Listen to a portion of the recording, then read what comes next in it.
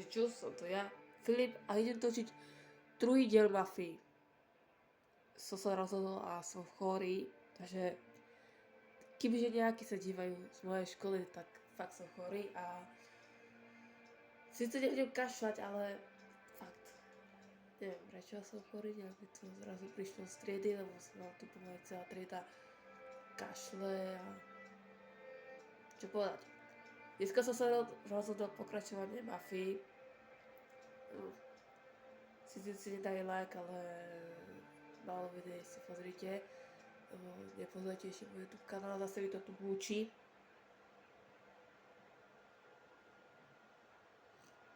Neviem prečo. A keď dám zase preč tú hru, tak mi to zase nehúči. Dajte aspoň odber, like, pokiaľ ste ma nevideli, tak si to dajte ku mne. A dneska ideme do toho.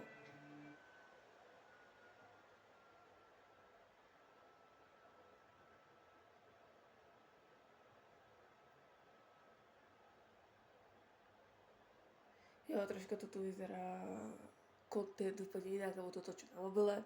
Ja mám ešte kameru, to je troška škoda.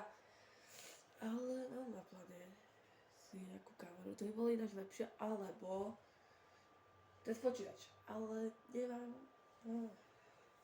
laptop. Mám ho, ale neviem. Zastav tamhle před barem. Ústali rybo. Toto ukážku, čo už videli v mojej časti, môžem preskočiť.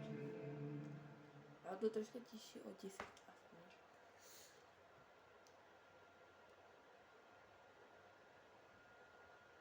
Musím troška hlasnejšie, lebo ja strašne tichšie rozprávam pri videách. Všetkých. No a to asi za prvých videách som asi troška hlasnejšie. Ale pri kontentu už vôbec. Keď som už to hral, vôbec som nič nerozprával.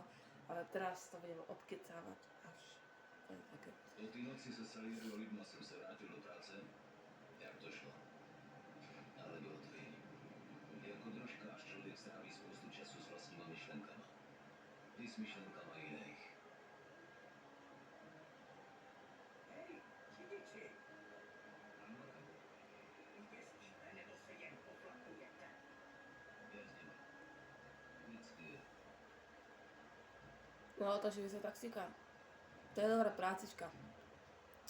Tady na co čekáte? Tak kam to bude? Kostel u svatého Michala a Michala. Dobre. Opatrně, prosím. A že ste sa Jezdím opatrně. Tak to budete první. nemyslím. Ja si to dá aj dofajliť a to vystupí. Ale chcem peňažky, že? Vypněte ten kravál. Neslyším vlastní myšlenku. Ne, to je vypil.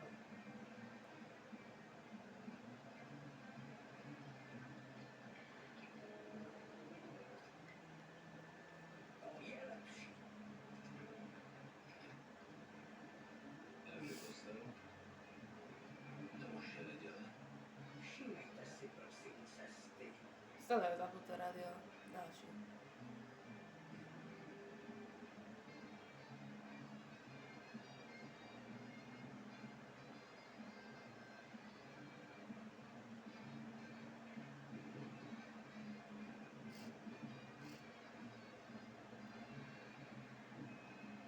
Co jste to za řidiče? Říkaj si normálne. Si normálne. Obajku. Dobre.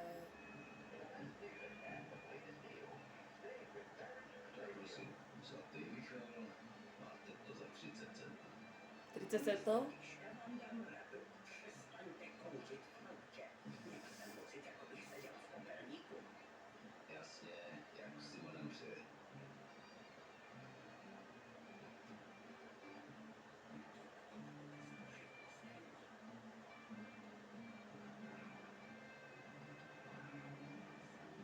Tak, abych smažil další.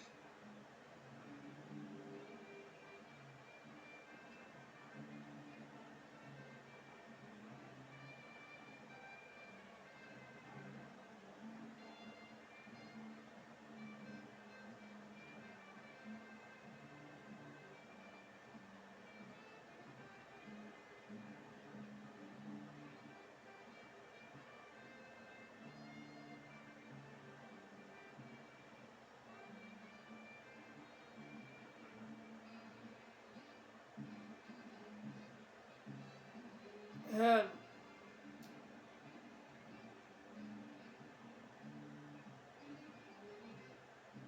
Netrvá je to nějak dlouho?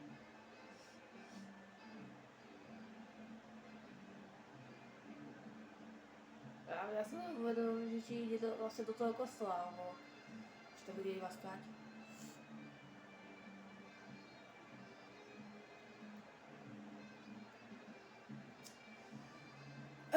Bravo, že do kostela, ale to ani nechádza. Troška jsou...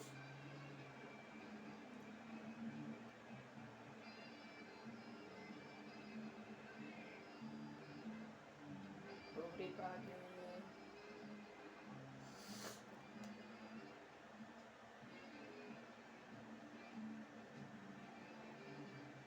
Galerie.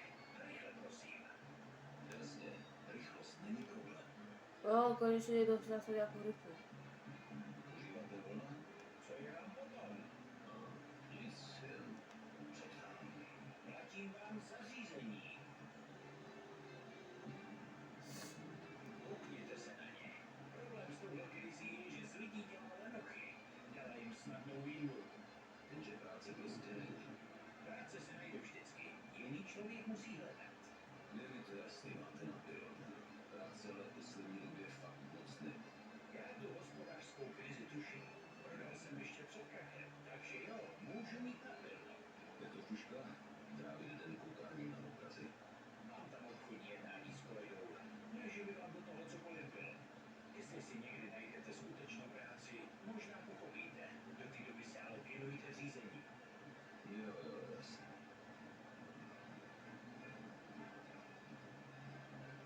OK. Dobre, pukec.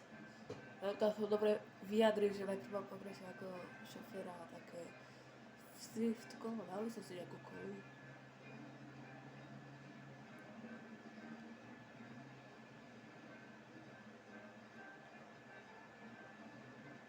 Jej, Danku. Dobre.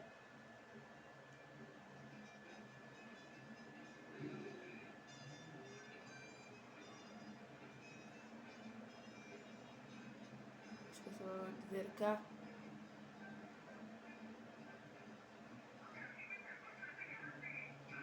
Zastavte před galerií.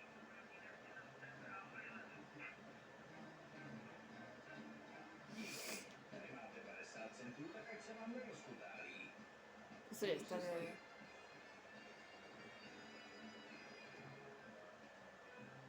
Dneska je snad každá jízda na hovno. To teda jo.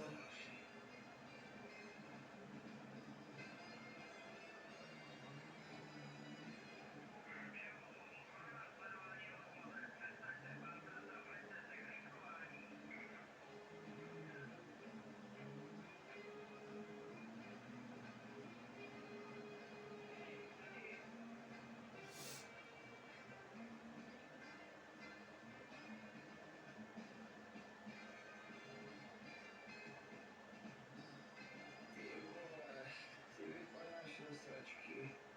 Já od 5 dělám. Na co se ale vymluvíš ty? Na chlast. To mi došlo. Kam Aj. Maj, tady 21. ulice.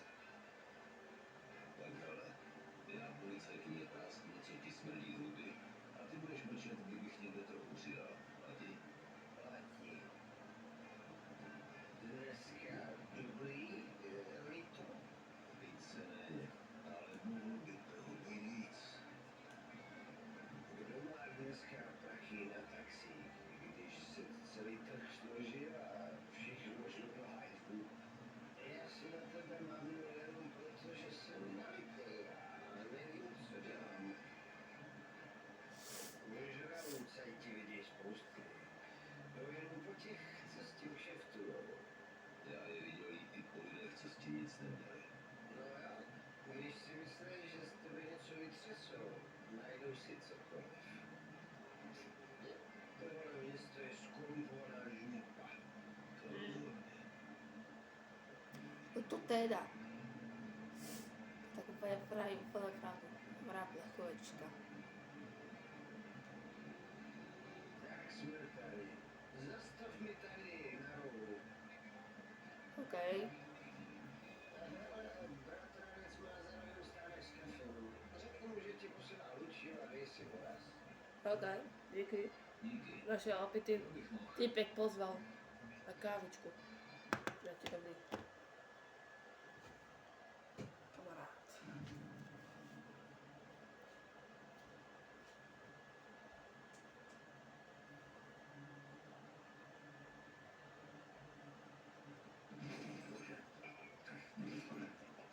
Jak se vede, kámo? Pamatuješ si na mě? Jo?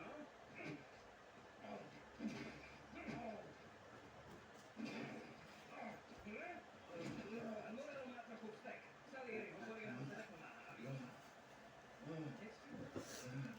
jsme zapomněl, to má tohle místo podpad. Připrav se, že nějakou dobu nebudeš chodit. Koukni na něj, netušil jsem, že nám to tak zpříjel. Tak jsem to. OK, ja som si chcela už kavičku, ale na to, že mi tu rozsekaz za to, že pácem, že som odviezol Salierových typkov. Ako sa skáče? Som zabudol. Vy to nevysvetlili.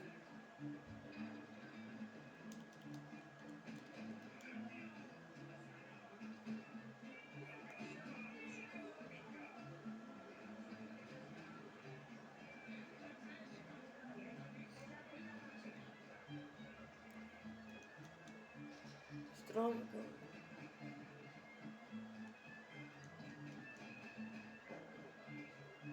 Dobrý parkour.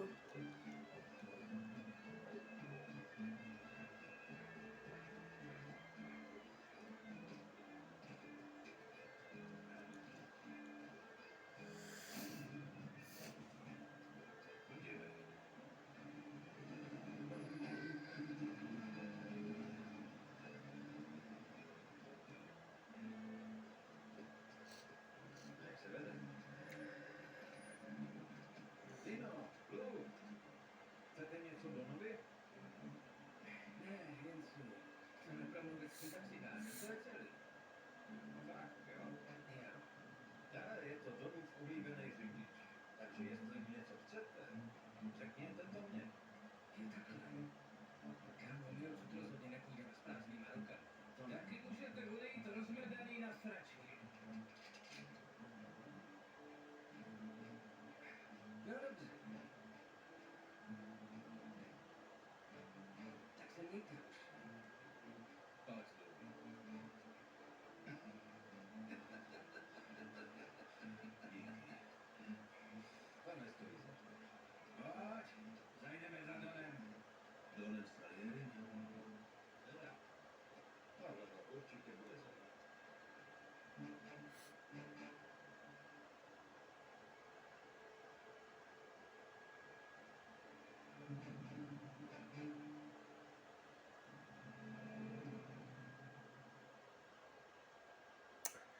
OK. A keď končila kapitola, tak končí aj video. Na budúce vidieť niečo o ničení, takže možno si to ešte natočím dneska, alebo neviem kedy. Keď som uvažoval toto video, síce to vždycky býva krátke, ale kapitola o to ide. Tak, zas